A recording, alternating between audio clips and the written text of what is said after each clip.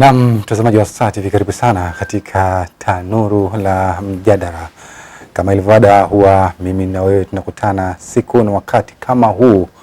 Lengo ni kuelimishana, kuhabarishana juu ya masuala mbalimbali yanayoendelea hapa nchini. Kwa siku ya leo ndani ya tanuru la mjadala, mada ambayo ipo mezani, tunaangalia kuanza utekelezaji wa sheria ya bima ya afya kwa wote.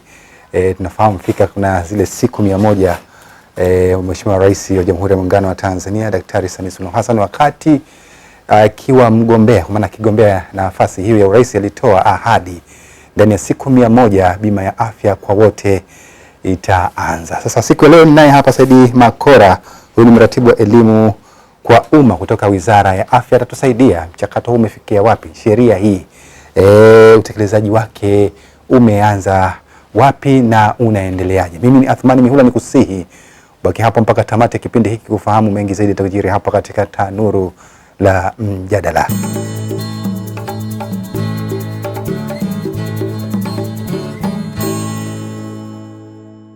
Saidi, habari za kwako? Shukrani. Kwema kabisa. Alhamdulillah. Karibu sana.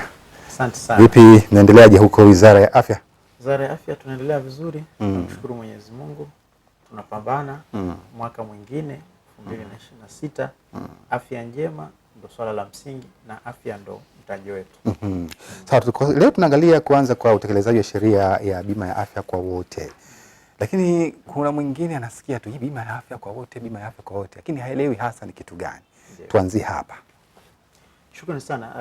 Awali ya yote namshukuru Mwenyezi Mungu kwa kutuendelea kutupa afya njema na sisi kuendelea kupata nafasi hii ya kuwahudumia Watanzania wenzetu takriban milioni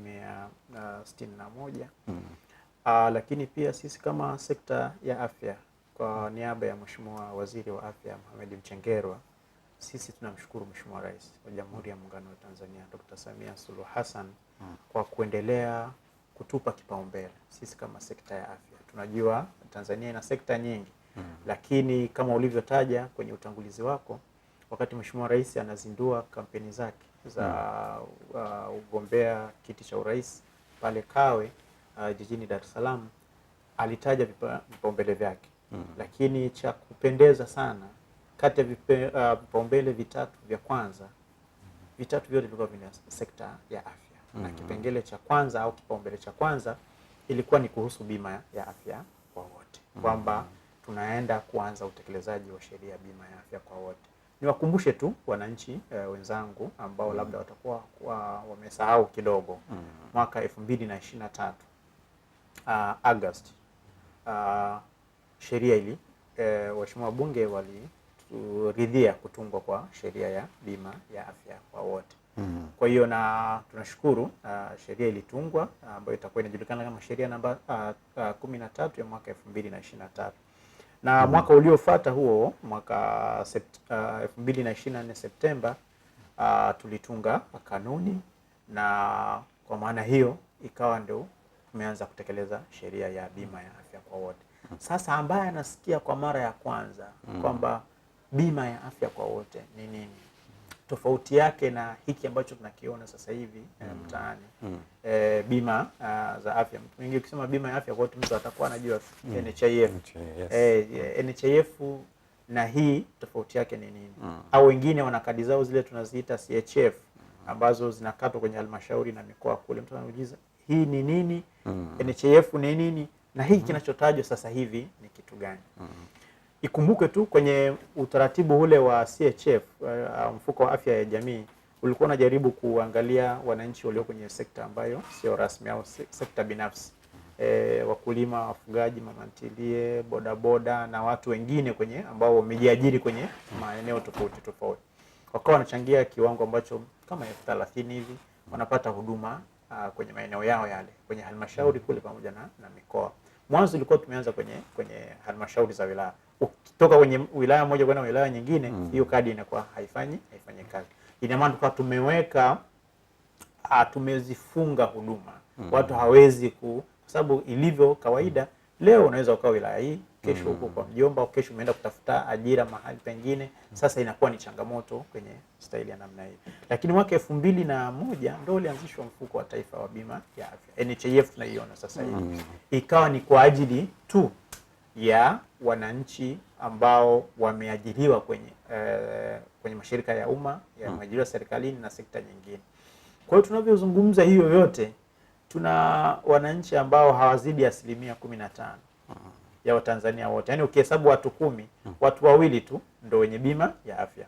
Watu 8 waliobaki wengine wote hawana bima ya afya. Sisi maana yake ni nini hii? Maana yake ni kwamba una kundi la watu wengi wameachwa wako kwenye nje ya mfumo wa kuweza kuwa na uhakika kugharimikia huduma zao za matibabu. Kwa hiyo inakuwa ni changamoto kubwa sana kwenye sekta ya afya, lakini hata kwenye kiuchumi tu na uchumi wa familia. Kama una watu ambao wanategemea toe hela mfukoni, akiumwa ndo aende kujitibia, hiyo ni changamoto sana ya kiuchumi. Na matokeo yake tumeyaona kwenye sisi takwimu zetu nyingi sana za vigezo vya kuangalia hali za kiuchumi za jamii zetu au za familia zetu. Kwa hiyo ndo maana kwenye sensa ya mwaka 2022 wakati ilipotoka, matokeo yalionyesha karibu 26.4% ya Watanzania wote milioni 61 kwa kipindi kile walikuwa ni watu ambao ni wasiokuwa na uwezo, yani maskini. Hii inakupa picha ya kwamba kuna vigezo vingi vinavyowafanya watu waingie kwenye umaskini. Kimojawapo ni matumizi makubwa kwenye kugharimikia huduma za afya. Kwa maana ya kwamba watu wanatumia fedha nyingi mfukoni. Kwa sababu ilivyo, mtu huwezi kujua kwamba leo au kesho nitaumwa ugonjwa gani, na huo ugonjwa utanigharimu kiasi gani. Kwa hiyo sheria hii inalenga kutatua changamoto hizo zote za watu kuingia kwenye umaskini, lakini pia za kuwafanya wananchi wapange juu ya kugharimikia huduma zao za afya kabla ya kuugua. Masuala ya bima ni kama ilivyo kwenye utamaduni mwingine wa masuala ya bima mengine. Mtu anaweka, kwa sababu bima ni ngao ya kuweza kukukinga na majanga fulani kwenye sekta, kwenye afya tunasema inakupa uhakika unapozihitaji huduma za afya, usiwe na kikwazo cha fedha. Kwa sababu ugonjwa hautapiga hodi leo huyu anazo. Kwa hiyo ngoja leo niende nikamtembelee ikusudi akajifanyije, akajitipie. Kwa hiyo ni vitu vile tofauti. Kwa hiyo sheria hii inakusudia kuweka utaratibu jumuishi ambao utawajumuisha wananchi wote waweze kugharimikia huduma za matibabu kupitia utaratibu wa bima ya afya kabla hawajaugua pasipokuwa na kikwazo cha fedha.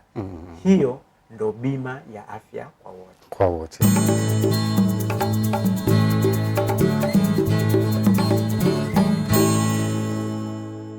Bila shaka sasa umeelewa tunaposema bima ya afya kwa wote. Umeelewa hapa, Bwana Said ametusaidia vyema kabisa, maana mjadala huu utakuwa unagusa bima ya afya kwa wote, bima ya afya kwa wote. Nimesaidia hivi ama nimefanya hivi ili ufahamu tutapozungumza bima ya afya kwa wote ni kitu gani hasa. Naomba ukae hapo mpaka tamati ili sasa ufahamu yanayojiri hapa na ujue hii bima ya afya kwa wote inaenda kukusaidia nini wewe Mtanzania. Said, maandalizi sasa yamefikia wapi mpaka sasa hivi?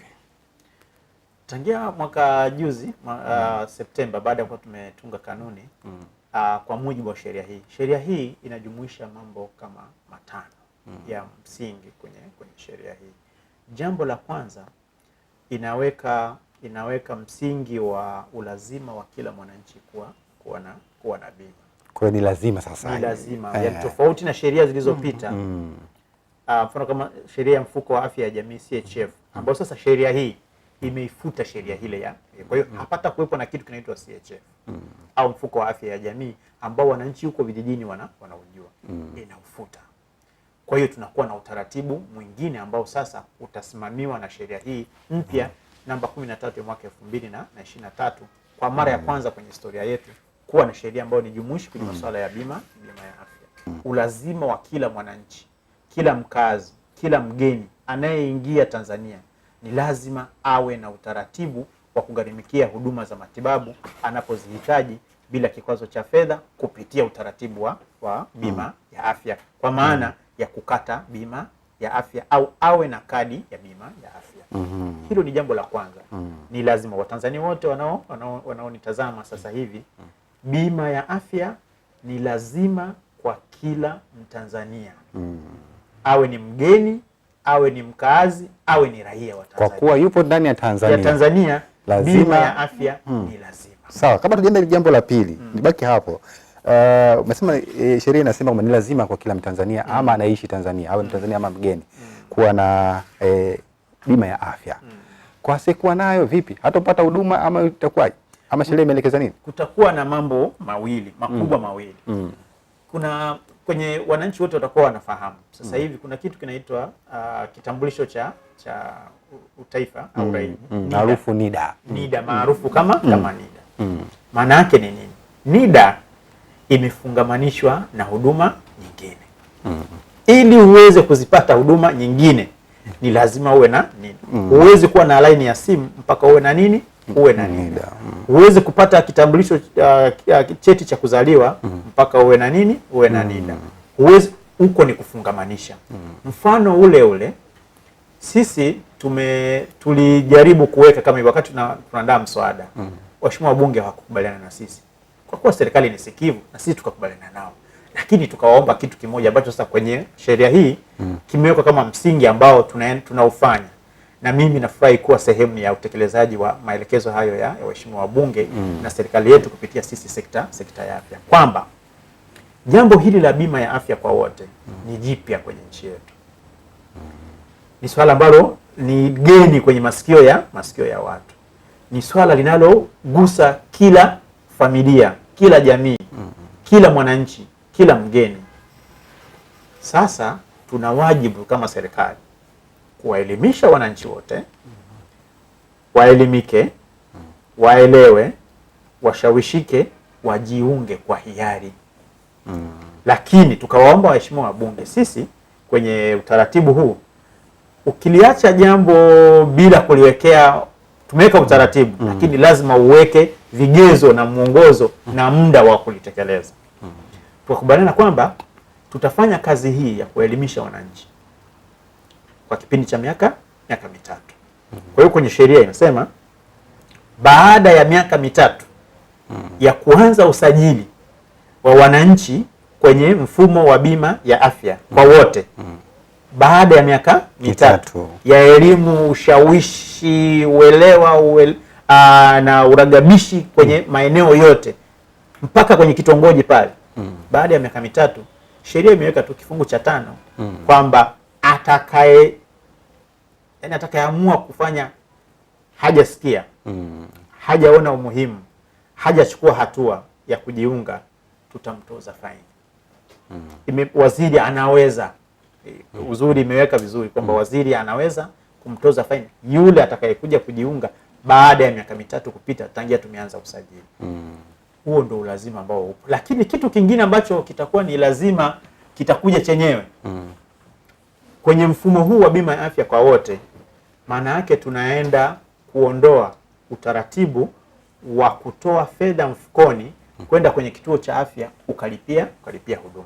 Badala yake hutatakiwa kuwa na fedha mfukoni wala hutatakiwa kwenda na fedha kwenye kituo cha afya. Badala yake utatakiwa kwenda na kadi yako ya nini? Ya bima ya afya.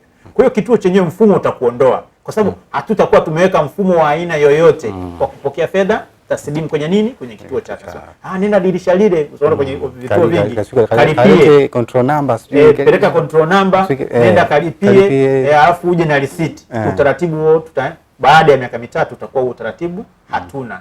Kwa hiyo utaratibu wako ni kadi tu ndio utakayokubali. Na hapa inakuwa ni kadi au utambulisho, kwa sababu kampuni zitaangalia utaratibu wake.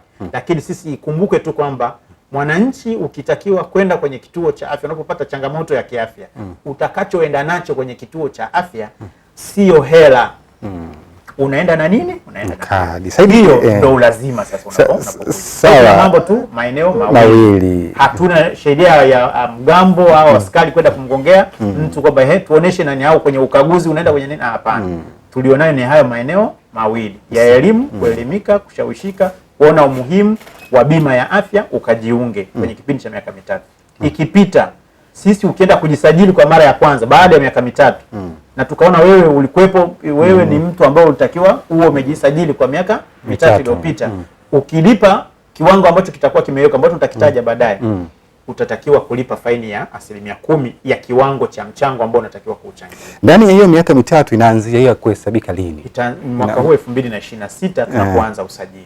Kwa hiyo 2026 ndio. Kwa hiyo 2029 kwenye kanuni kuna inasema tutakapo mara tu baada ya kuanza kusajili wananchi kwenye mfumo wa bima tunaanza kuhesabu kile kipindi cha miaka mitatu ya elimu, ushawishi na kuonesha umuhimu wa wananchi kujiunga. Kwa hiyo ukienda baada ya miaka mitatu 2029 ina maana 2030 ukienda ukichagua kutosikia kwenda kujisajili huko mbeleni baada ya miaka mitatu, ukienda watakutoza faini ya miaka mitatu yote ile ambayo ulifanyaje, ambayo kwenda kujiunga. Hiyo ndo angalau ya msukumo huo wa watu, lakini hapata kuwepo na polisi si ukaguzi na nini. Kwa hiyo wananchi ulazima uliopo ni kwa minajili hiyo ambayo imetaja. Sasa tumeangalia jambo la kwanza ambalo sheria inalo. Tunasema kuna mambo matano. La kwanza tunasema ni lazima kwa kila mwananchi na raia anaishi Tanzania kuwa na bima ya afya.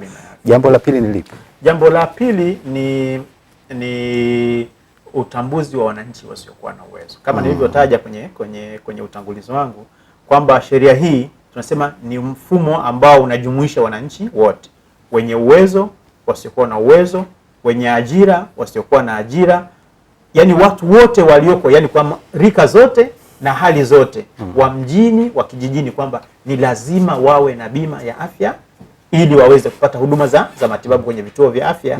Kwa hiyo sheria hii inaweka utaratibu wa kuwatambua wananchi wasiokuwa na uwezo ambao nimetaja kama ni 26.4 ya Utanzania wote ambao milioni 61 kwa mujibu wa sensa ya mwaka 2022. Kwa hiyo maana yake sheria imetaja mamlaka pia za kuwatambua wananchi wasiokuwa na uwezo. Utaratibu ambao wananchi wengi wanaojua ni ule wa TASAF. Lakini TASAF imeongezewa mamlaka nyingine ambazo zitashirikiana na TASAF kwenye kutambua watu wasiokuwa na uwezo, ikiwatambua sasa.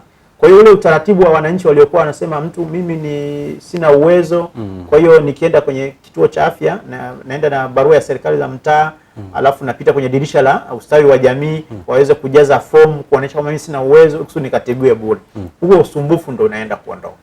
Kwa hiyo badala yake huyu mtu tunamtambua mapema.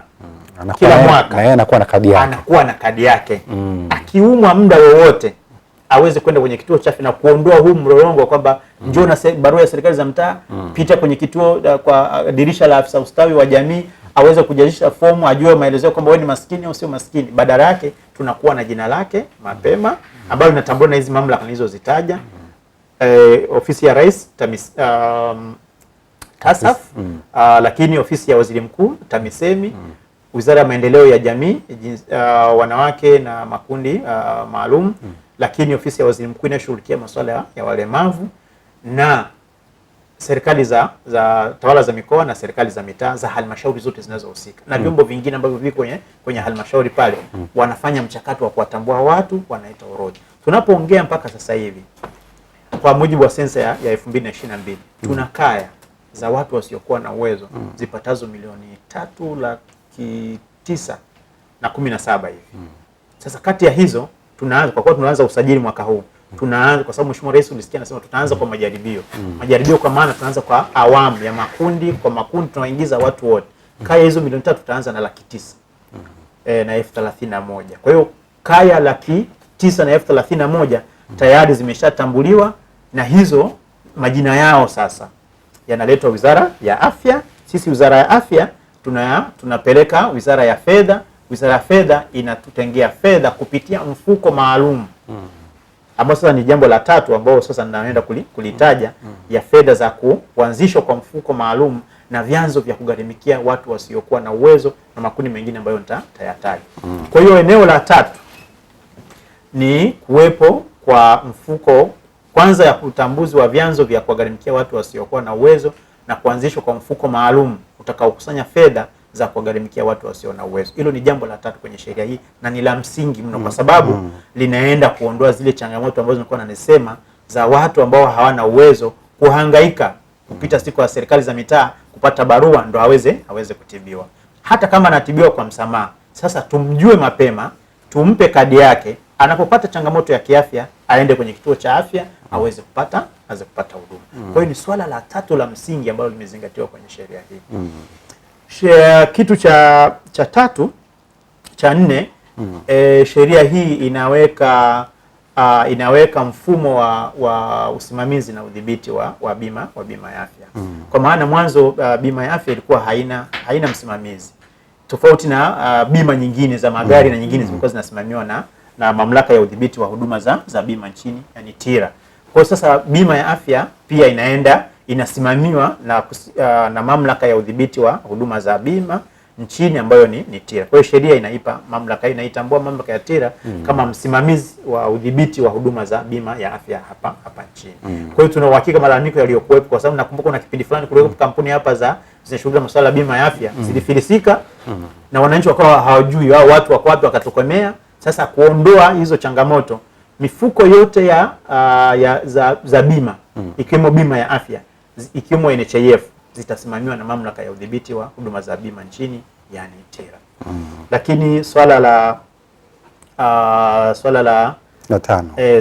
la tano ambalo pia ni msingi katika sheria hii ni kuwepo kwa vitita. Sisi hapa vitita maana yake ni zile huduma anazopata mwananchi akijiunga. Kuanzishwa kwa nini? Kwa vitita. Kwa hiyo kwa sheria hii imetaja vitita vya aina tatu. Vitita hapa mwananchi ni kwa lugha nyepesi. Labda tutumie mfano tu wa makampuni ya simu. Kuna vitu vinaitwa vifurushi. Ana kifurushi cha 1500, cha 500, si cha 1000, cha 1500, kama vilivyo hivyo vifurushi. Sisi kwenye sheria hii ya bima ya afya imetaja vifurushi vya aina tatu. Kwenye sheria sisi tunaviita vitita vya mafao ya huduma muhimu.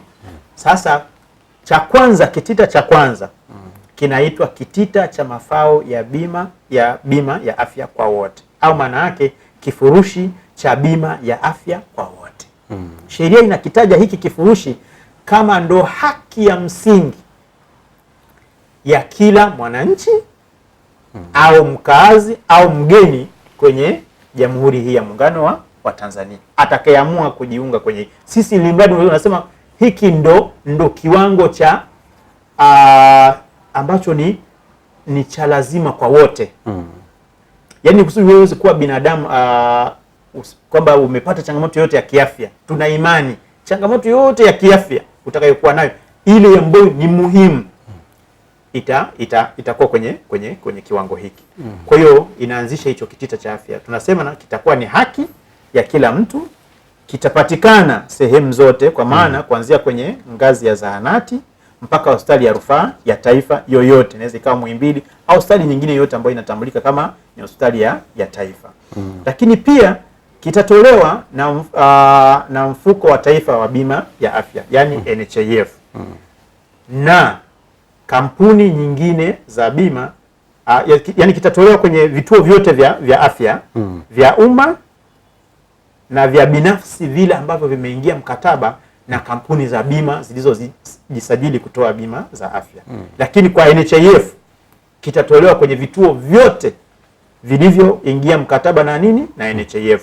Lakini hapa iseme kwamba ni lazima kwenye vituo vyote vya serikali ambavyo zaidi ya 10,000 hapa nchini, vyote vitafanyaje? Vitatoa kitita hiki cha bima ya afya. Kwa maana hiyo kitita hiki kitapatikana nchi nzima, kuanzia kwenye kijiji pale mpaka ngazi ya taifa, kwa maana ya hospitali zote za taifa. Kwa hiyo ni kitita cha kwanza cha bima ya afya kwa wote, ndo msingi. Na zile kampuni, vituo vingine binafsi ambavyo sio vya serikali, wanaruhusiwa wakiona kwamba wanaweza kukitoa. Lakini kwenye kampuni za bima, ili uweze kupata usajili wa kutoa huduma za bima ya afya nchini, sheria ya TIRA inakulazimisha kwamba ni lazima, mbali ya vifurushi vingine vyote utakavyokuwa navyo, ili uweze kupata usajili, kitita cha kwanza ambacho lazima ukitoe, hamna hiari, ni kitita cha bima ya afya kwa wote. Kwa hiyo inatuhakikishia kwamba hakuna mwananchi yeyote atakaenda mahali fulani akaambia bwana kadi yako hatukubali hapa, haitumiki. Kwa hiyo changamoto hiyo inaenda kuisha. Au huduma hii haipo. Kwa hiyo tuna uhakika kwamba changamoto hizi tulikuwa tumezipitia huko nyuma zote tunaenda kuzimaliza. Kwa hiyo vitita vingine sasa viwili vilivyobaki. Nitataja bei ya kitita hicho sasa cha bima ya afya kote, utanikumbusha pale. Vitita vingine vimetajwa tu na sheria. Kitita hicho cha pili kinaitwa kitita cha mafao ya huduma za ziada. Kama ilivyo neno ziada, ni kwamba una vitu vingine vyote vya msingi pale. Ni sawa tu na watoto, ni sikukuu pale Krismasi au Idi, mchele upo, nyama ipo, sijui nini ipo, kachumbari ipo, labda na maji. Nasema baba leo tunataka ice cream bwana. Kwa wale wa mjini. Sasa wa mjini si watasemaje? Soda. Sasa kama mzazi utaona, je, na hii ni Januari, naenda kwenye ada, pilau iko tayari, sijui nyama iko tayari, na je, ilazimike kununua kreti ya soda au niishie hapa? Je, watu watakula na kushiba? Watu watashiba na watakunywa maji. Kwa hiyo kreti ya soda ni nini? Ni ziada kwenye chakula chako cha nini, cha sikukuu. Hata kwenye huu bima ya afya ndivyo ilivyo, kwamba huduma zile zote za msingi na muhimu za mwanadamu aweze kusimama na awe afya njema zinapatikana kwenye kitita cha mafao ya bima ya afya kwa wote. Hizi nyingine zinaweza kuwa za ziada. Nimetolea mfano tu kwenye maeneo mengine kwamba mfano kama hapa Star TV, CEO anaweza akasema, mwajiri wenu hapa anaweza kusema, watumishi wangu wote, mbali na kifurushi hicho cha bima ya afya kwa wote ambacho ni muhimu, nataka niongezeka kitu kidogo pale ikusudi niweze wasije wakanihama hapa wakaenda kwenye kampuni nyingine ya mpinzani wangu. Kwa hiyo wakiwa wanaumwa, mimi nitakuwa natuma gari lenye kiyoyozi na nini, hawatapanda ambulance. Tutakuwa na gari lao linakuja kuwafuata na wapeleka hospitali. Mtu hata akiwa wapi, yuko Mbweni sijui wapi, au yuko Misungwi, au kama yuko Ukerewe kule, mimi nitatuma tu helicopter ende kuwafuata iwalete. Hawatapanda boti. Hizo ni huduma za nini? Za ziada. Kwa hiyo ziada hiyo inaweza ni kampuni yoyote na mwajiri na mahitaji ya watumishi wake, au watu waliojiunga kwenye nini ndio wataamua kwamba je, nahitaji ziada kwenye hii au hizi huduma muhimu na za msingi ndio zinafanyaje, zinanitosha. Lakini kifurushi cha tatu pia na chenyewe kimeachwa wazi, kinaitwa ni kitita cha mafao ya huduma maalum. Kwa maana ya kwamba kunaweza kukatokea, mfano ilivyo kwenye sekta ya afya. Zamani hapa tulikuwa tuweze kutaja kitu CT scan. Ukiwa usikia magonjwa yalikuwa watu vipimo vinawapeleka watu nje, Nairobi, South Africa, kusema mtu amepelekwa Afrika Kusini, mtu amepelekwa India. Vingine ilikuwa ni vipimo vya ambavyo tulikuwa hatuna sisi. Matibabu ambayo ilikuwa hayapo hapa. Wataalamu tulikuwa hatuna, vifaa tulikuwa hatuna, na mazingira ya kutolea hizo huduma tulikuwa hatuna. Sasa hivi vyote hivyo vipo. Kwa hiyo inaweza kutokea huduma ambayo kwenye teknolojia inabadilika na ugunduzi na uvumbuzi wa tiba una kila siku. Sasa sheria imeweka kipengele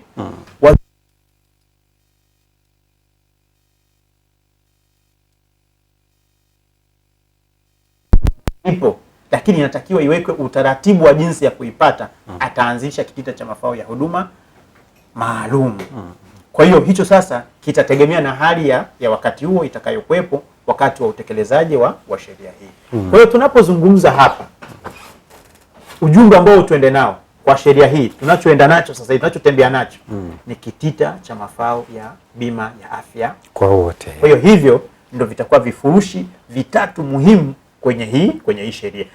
Kuna wananchi wengine mbona tunasikia NHIF wanataja sijui Serengeti, Ngorongoro, hizo zote ni nini? Ni ziada. Sisi tulichowaongezea sisi serikalini NHIF ni kitita cha bima ya afya kwa wote ambacho atakitoa yeye, na kampuni nyingine za bima za binafsi zitakazosajiliwa na TIRA zitatakiwa kukitoa.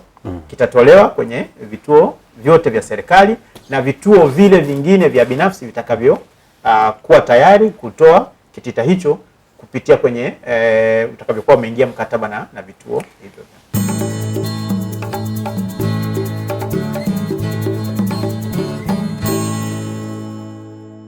Naam, mtazamaji wa Star TV, kipindi hewani ni Tanuru la Mjadala, na leo ndani ya Tanuru la Mjadala tunaangalia kuanza kwa utekelezaji wa sheria ya bima ya afya kwa wote. Bila shaka wewe ambaye tumeanza pamoja, kuna mengi umeyasikia na kuyafahamu kuhusu utekelezaji wa sheria hii ya bima ya afya kwa wote, na aliyepo hapa studioni kutusaidia hilo, kutuelimisha kwa siku hilo ni Saidi Makora. Huyu ni mratibu wa elimu kwa umma kutoka Wizara ya Afya, na mimi ni Athmani Mihula, nikusihi ubaki hapo mpaka tamati ya kipindi hiki kwa siku leo, ufahamu mengi yanayojiri hapa katika Tanuru la Mjadala. Saidi, sasa tuje katika gharama ama bei ya hichi kitita cha bima ya afya kwa wote. Kama nilivyotaja kwenye mazungumzo yangu ya awali kwenye hivyo vitita vitatu. Kwa hiyo vitita vingine viwili havijatajwa bei. Lakini kwenye kitita ambacho hii ni msingi wa sheria hii na ni haki ya kila mtu, ndio serikali imeweka udhibiti wa bei kwenye kitita hiki. Kwa hiyo kitita hiki kitagharimu shilingi 1,500,000, 1,50,000 kwa mwaka kwa idadi ya watu 6 kwenye familia au kwenye kaya. Maana yake ni nini? Mchangiaji anaweza kuwa ni Othman, wewe kama ndo msimamizi wa mkuu wa kaya au wa familia. Kwa hiyo utachukua shilingi 1,50,000, utaenda kwenye kampuni yoyote ya bima. Inaweza ikawa ni NHIF au kampuni nyingine ya bima inayotoa bima ya afya. Utapeleka shilingi 1,500,000, 1,50,000 pale watakukatia kadi ya bima. Kwa hiyo kadi hiyo pamoja na ya kwako watakupa pia kadi za wanufaika wako wengine 5 ambao sasa wale unaweza ukachagua wewe. Anaweza kuwa ni mwenza wako, mwenza hapa tunamaanisha mke au mme. Anaweza kuwa ni wazazi wako wawili kama wapo, wanaweza kuwa ni wakwe zako, baba mkwe au mama mkwe kama wapo, unaweza ukamjumuisha kwenye hiyo na yeye anaweza kapata kadi. Lakini wengine unaweza kuwa ni watoto wako, watoto wako wa kuzaa pamoja na mwenza wako, au wanaweza kuwa ni watoto wa mwenza wako aliyokuja nao kwenye ndoa yako kabla mjafanyaje, aliyopata kwenye ndoa nyingine au kwenye mahusiano mengine akaja nao, na wenyewe unaweza ukawajumuisha na wenyewe wakawa wanufaika kwenye nini, kwenye kadi yako hiyo ya 1,150,000. Au mtoto wa kambo, au mtoto wa kambo, unasema mtoto wako wa kuzaa, wa kambo au wa kuasili. Kuasili nadhani wananchi wote wanaelewa kuasili, kwa maana ya kwamba unaweza kwenda kwenye kituo cha watoto yatima, ukachagua mtoto yoyote, unasema huyu mimi naomba nimtoe kwenye kituo cha watoto yatima, nimpeleke nyumbani kwangu, awe ni sehemu ya familia yangu. Sheria ukifuata utaratibu ule na vyeti na nini, ukapata huyu mtoto unaweza ukamjumuisha kwenye wanufaika kwenye kadi yako. Huyo wa damu awe na umri usiozidi miaka 21. Awe na umri usiozidi miaka 21. Unaweza ukamjumuisha. Kwa hiyo hawa wote unaweza ukachagua, ili mradi upate watu 6. Wewe, mwenza wako, wazazi, unaweza ukachagua yeyote pale, ili mradi ukiwajumuisha utakaowachagua kwenye makundi hayo niliyoyataja, wawe watu 6 ambao sasa wote mtapata huduma kwenye kituo chochote cha afya kwenye nilivyovitaja, vya serikali na vingine vya binafsi ambavyo vitakuwa vimeingia mkataba na skimu hizo au kampuni za bima zitakazokuwa zinatoa bima, na watakupa kadi au utambulisho wa kufanya wewe na hawa wategemezi wako muweze kupata huduma hizo. Na itakuwa kwa mwaka mzima. Kwa hiyo kila mwaka utakuwa unalipia watu wako 6 kwa shilingi 1,50,000. Ukiwa na familia wewe tena Sheikh Othman, sisi ambao wenye wake zaidi ya mmoja, sheria imetuambia kwamba mbali na yule mke wako, sawa, unaweza ukaanzisha kaya nyingine. Na maana ni familia yako nyingine. Na yenyewe anayezidi pale anaweza kuwa mtu mmoja, kwa sababu 1,150,000 inaweza ikagharimikia mtu mmoja, watu wawili, watu watatu, watu 4, watu 5 au watu 6. Sio lazima uwe nao 6 kwa pamoja. Unaweza ukajikatia wewe mwenyewe na maisha yakaendelea, lakini kiwango ni hicho cha 1,500,000. Na kwa hiyo yeyote anayezidi kwenye kaya yako, hata unaweza kuwa na watoto 5. Sawa, unaweza kuwa na watoto 5. Atakayezidi yeyote mmoja pale, unamwanzishia kaya nyingine, maana utalipia 1,500,000 nyingine. Sawa, hao tabaki na 6. Yule anayezidi unamwanzishia kaya nyingine au unamlipia 1,500,000 maisha yanafanyaje? Maisha yanaendelea. La muhimu ni kwamba lazima tuwawekee utaratibu familia zetu kupata huduma za matibabu wanapozihitaji bila kikwazo cha fedha kupitia utaratibu wa bima ya afya.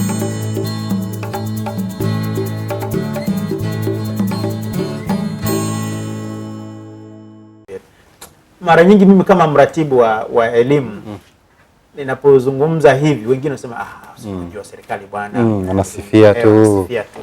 Lakini mimi wanawakumbusha kwamba wengi sote tunaoishi kwenye miji hii mikubwa tunatoka vijijini. Mimi mwenyewe natoka kijijini, kanda ya Ziwa huko mpakani mwa Uganda. Wananchi wote ni mashahidi wanaoenda kwenye vituo vya serikali. Hasa nilizungumzia vituo vya serikali. Huduma nyingi zimeboreshwa. Kwa sababu nimekwambia changamoto moja, ukimsikia mwananchi akikwambia bwana vitu bwana hivi vile vya serikali umeenda tu unapata panado tu. Siku hizi hiyo story ya panado imeisha. Siku hizi tuna story tofauti. Sasa nimeenda pale mwanangu wanakamua. Yani kipimo tu, mara x-ray, mara sijui ultrasound, mara sijui nini, mara si kipimo gani. Yani vipimo ni gharama yani. Sio, unanielewa? Kwa ile ya panado imefanyaje? Imeisha. Maana yake ni nini? Kinachotuambia kwamba sasa hivi huduma ni nini? Zipo, lakini huduma ni za nini? Za ghali. Hawawezi kufanyaje? Kuzimudu. Wale wengine wataalamu kwenye sekta ya afya wananielewa. Sisi maana yake tunachongangana nacho sasa hivi, sisi kama Tanzania, lakini na mataifa mengine, tuna kitu sisi kwamba mwanzo ilikuwa ni kwamba upatikanaji wa huduma. Kwenye upatikanaji sisi tumetoka.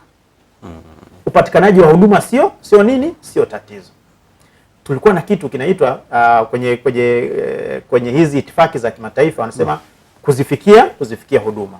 Kwa hiyo swala la kufikia huduma sasa hivi sisi unakumbuka wakati wa Mheshimiwa Rais wa awamu ya 4 Jakaya Kikwete tulikuwa na mpango unaitwa mpango wa mama. Kuhakikisha kwamba tunakuwa na zahanati kila kijiji, kituo cha afya kila kata, hospitali ya wilaya kila halmashauri ya wilaya. Hiyo tulifanya. Tukafika mahali kusema tukapitiliza pale. Tunasema sasa hivi tunachotaka kila mahali ambako kuna watu wengi tukaweka namba wao wana uwezo wa kufanyaje wa kuzipata huduma kwenye maeneo yao. Tukatoka huko tukaja na kigezo cha kwamba angalau kila mwananchi anapopata changamoto ya kiafya aweze kuzifikia huduma kwenye umbali usiozidi kilomita ngapi? 5. Huko pote tumefanyaje? Tumepita. Sasa huko kote sasa tumetoka. Huduma zipo, watu wanaweza kuzifikia. Changamoto iliyobaki nayo kuzimudu sasa hizo gharama. Sasa na kwenye itifaki za kimataifa ambazo sisi pia tumeridhia kupitia shirika la afya duniani na mpango wa maendeleo endelevu, tumekubaliana kwamba ni lazima tuwe na mfumo rasmi wa wananchi kuchangia huduma, kugharimikia huduma za matibabu kabla ya kuugua kupitia kwenye mfumo wa bima. Kwa hiyo swala la upatikanaji wa dawa sisi sasa kwenye vituo vya afya sio tatizo. Upatikanaji wa watumishi na wataalamu wa hizo ukisikia x-ray, ultrasound na nini sio tatizo. Kuna upungufu kidogo lakini haiwezi kuwa ni tatizo. Hata kwenye kipengele tulichosema nilipoanza Mheshimiwa Rais kwa nini tunamshukuru, ulisikia alikuwa anataja anaifungua bunge. Tumepata namba kama watumishi 5000 wataajiriwa kwenye sekta ya afya peke yake. Sisemi kwenye elimu kwa sababu hazinihusu. Kwenye afya peke yake. Na hawa wanaenda kuajiriwa na kupeleka kwenye maeneo ambayo wananchi wengi wanakupata huduma. Labda niwaambie wananchi na mtazamaji anayetusikiliza. Sisi kwenye ngazi za utoaji wa huduma, zahanati, kituo cha afya na hospitali ya wilaya, mkoa na taifa, tukipima wananchi wapi wanaenda mara kwa mara, kati ya wananchi 100 wanaoenda kuzipata huduma za afya, 70 mpaka 80 huduma zao zinaishia hospitali ya wilaya.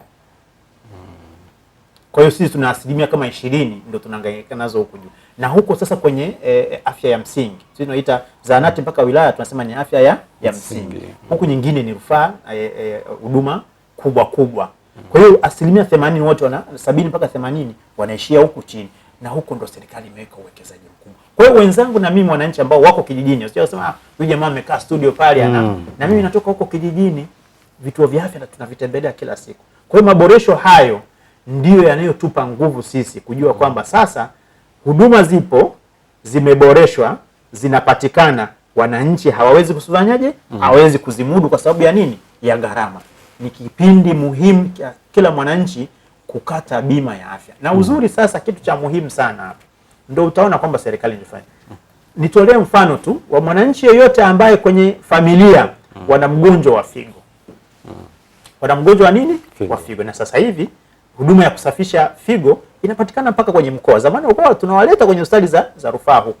Kusafisha figo sasa hivi zinapatikana kwenye hospitali za mkoa. Yeyote anayeenda kliniki angalau kuanzia mara 2 mpaka mara 4 kwa wiki kusafishwa nini? Figo. Muulize mwananchi, ni shahidi, wanatumia kiasi gani? Ni kati ya 1,500,000 mpaka 250,000 kwa siku. Anapoenda. Kwa hiyo kama anaenda mara 4, daktari amempangia kwamba kusafisha mara ngapi? Mara 4, tuseme ni 600,000. Kila wiki shilingi 600,000. Hebu fikiria familia hiyo ambayo inatoa 600,000 kila akienda. Hiyo ni gharama kubwa sana. Kwa familia nyingi zinajikuta zinaingia kwenye umaskini, zinafilisika, wanauza vitu, mashamba na asset za kwao kwa ajili ya kugharimikia. Kwa sababu huwezi kumwacha ndugu yako anakufa kwa sababu unasema hili shamba langu ngoja likae mimi kwa sababu litanitunza huko baadaye. Kwa sababu una uhakika. Kwa hiyo unataka kunusuru huduma ya afya yao. Sasa kwenye hayo yote, hivi vyote, changamoto hizi zote, kwa nini nilivyotaja kwenye mfuko ule maalum, utagharimikia watu wasiokuwa na uwezo, magonjwa sugu yote, ikiwemo sukari, pressure pamoja na figo ambayo Mheshimiwa Rais aliahidi pale. Lakini pia kwa wakina mama kujifungua wasiokuwa na uwezo, watoto wasiokuwa na uwezo, wazee wasiokuwa na uwezo na walemavu. Hawa wote wanapata huduma hizi bure kupitia kwenye huu mfuko.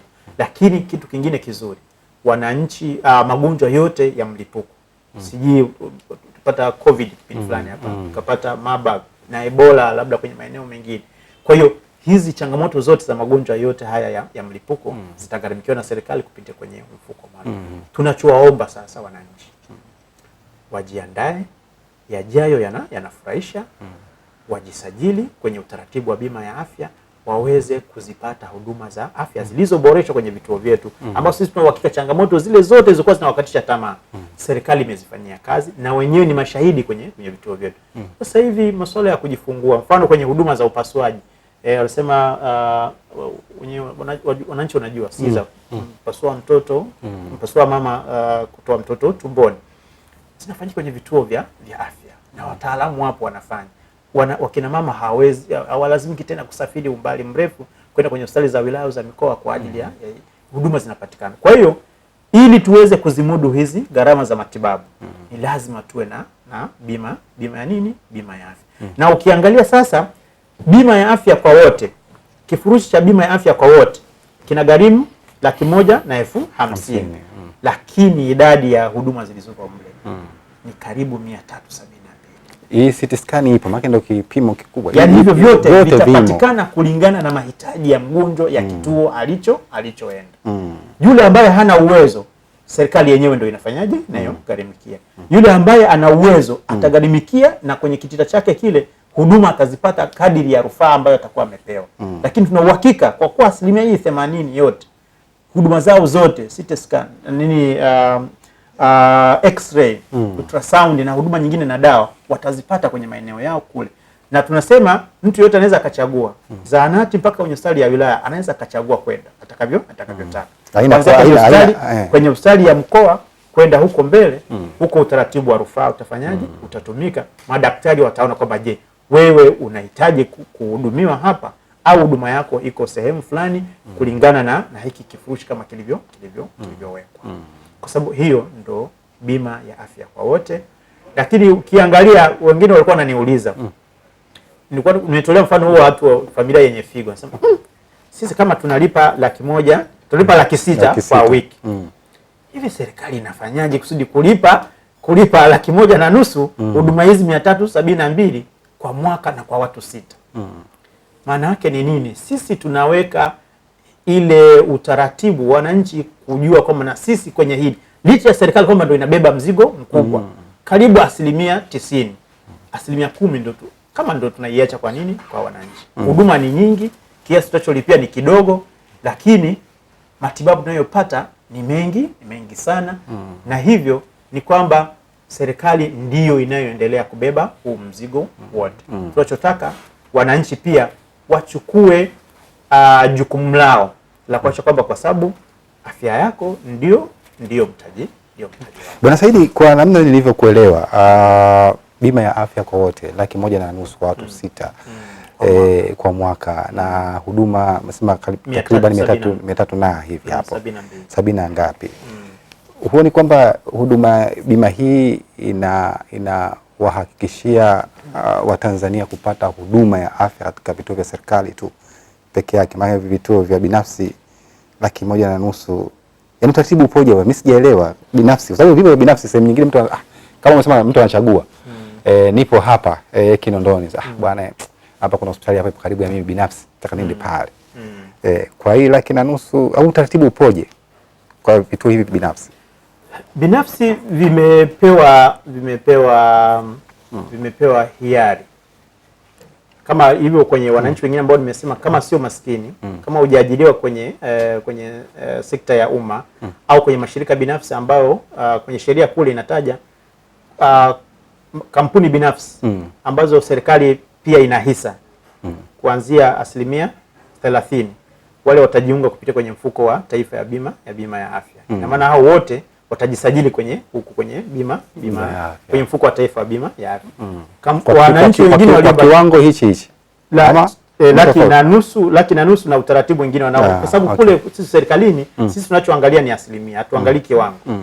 Lakini huku kwa wananchi wengine wa kawaida tumewekea sheria imeweka kiwango kwenye kanuni huku.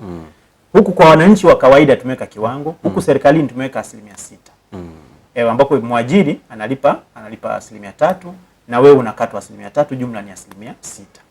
Kwenye huku upande wengine, sekta wengine, watu binafsi wanaojiunga binafsi, ni kiwango kimewekwa, sio asilimia. Ni 1,500,000. Kwa hiyo kwa maana hiyo ndio hiyo niliyokuambia kwamba sisi tuna uhakika, sisi kundi hili lote kubwa, kwa sababu sheria yenyewe imeweka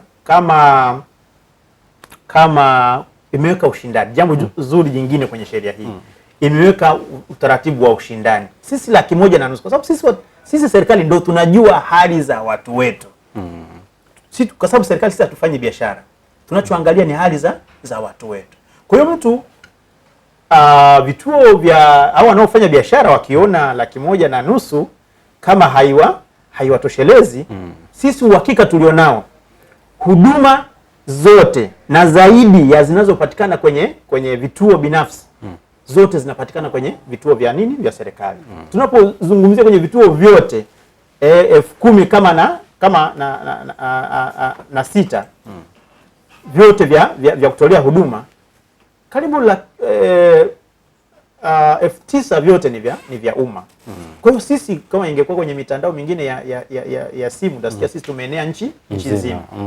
Sasa kuna vituo vingine binafsi unaweza kukuta kwenye wilaya kuna kituo kimoja au vituo viwili, lakini sisi tuna vituo 40, 50. Kwa hiyo kuenea kwa vituo vya serikali, sisi tuna uhakika kwamba mwananchi yeye ndio ataangalia anachotaka nini, lakini tuna uhakika kwa sababu kitita hiki 1,500,000 kinaonekana ni kidogo kwenye macho ya vituo vya binafsi, lakini sisi serikali hatufanyi biashara, hatuwezi kuangalia kwamba nani, lakini muhimu ni kwamba sisi tunaweka vituo vyote vya serikali, NHIF atakuwepo pale.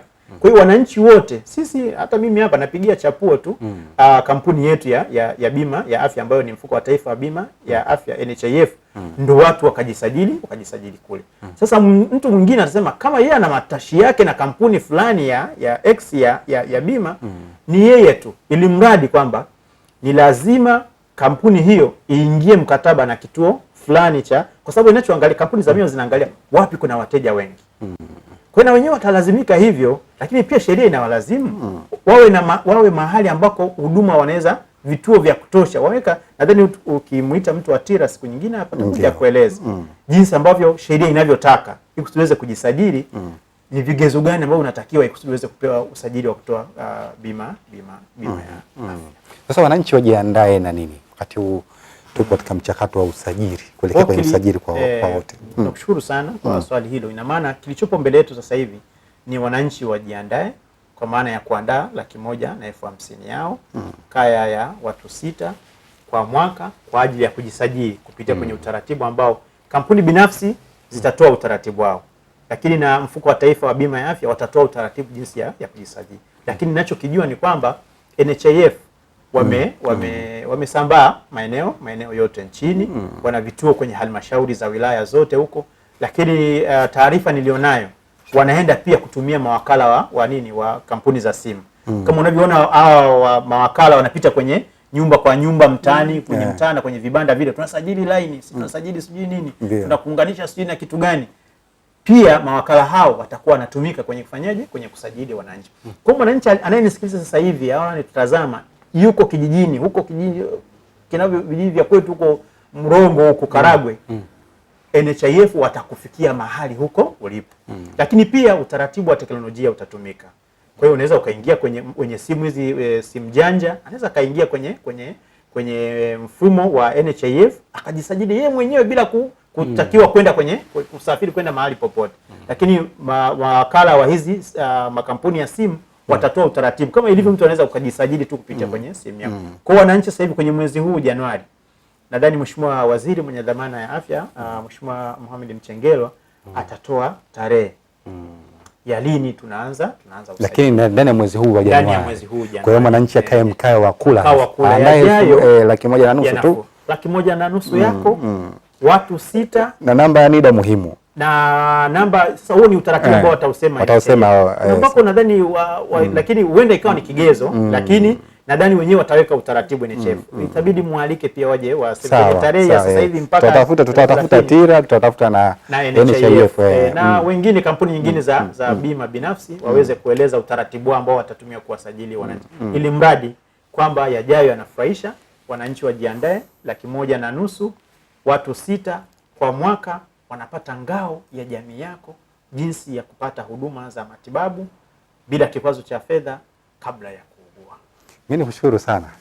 Sana. Bwana Saidi, kwa kuhitimisha hivyo, bila shaka sasa nimeona nia njema ya serikali kuhakikisha kwamba kila Mtanzania anapata huduma ya afya bila kigezo cha fedha taslim. Kwa hiyo nia njema ya serikali, na huenda kwa namna ninavyoona itafika mahala Watanzania watakimbilia kwenye vituo vya afya vya umma na sio hivi vingine. Mimi nikushukuru sana kwa mara nyingine kuja kutupa elimu hapa kuhusiana na kuanza kwa utekelezaji wa sheria ya bima ya afya kwa wote, na tutapoanza inawezekana tukaitana tena hapa tufahamu zaidi nini kinaendelea huko. Shukrani sana. Asante sana. Naam, mtazamaji wa Star TV, mpaka kufikia hapa tanuru la mjadala limetia nanga kwa siku ya leo. Kubwa ambalo lilikuwa mezani hapa, tulikuwa tunazungumzia kuanza utekelezaji wa sheria ya bima ya afya kwa wote. Bila shaka kwa wewe ambaye tumeanza pamoja, kuna mengi umeyafahamu kwa siku ya leo, na aliyekuwa anatusaidia hapa kutufahamisha na kutupa elimu kuhusiana na sheria hiyo ya bima ya afya kwa wote ni Saidi Makora. Huyu ni mratibu wa elimu kwa umma kutoka Wizara ya Afya. Mimi ni Athmani Mihula. Nikusihi tu uendelee kutazama Star TV, ufuatilie tanuru la mjadala, na shukrani za pekee ziwaendee wale wote waliofanikisha kipindi hiki mpaka kinakujia kwako wewe hapo ulipo. Ni kipindi cha kwanza kabisa tangu tuanze mwaka huu wa 2026, lakini kubwa na la muhimu lililosisitizwa hapa ni kujiandaa kwa wewe mwananchi 1,150,000, lakini pale tukipenga kitakapopulizwa, kwa maana pazia likifunguliwa la usajili, ili uanze kusajiliwa na upate kadi yako ya bima ya afya kwa wote, na upate huduma zako za afya. Sio tena mashaka naumwa sina fedha, subiri mwezi ujao muombe sio nani anitumie. Hiyo tena inaondoka hapo. Kwa heri, uwe na siku njema. Endelea kutazama Star TV, endelea kufuatilia tanuru la mjadala.